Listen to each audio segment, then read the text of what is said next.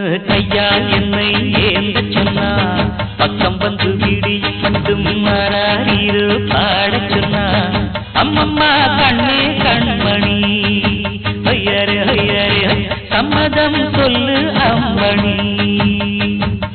அடி அம்மாடி பாடங்கள் நீ வந்து படியம்மா என்னோடுதான் சரசம் செய்ய எங்கு வந்தே கண்ணா எங்கே செல்லாதையோ கவனம் எல்லாம் எங்கே வச்சு கைய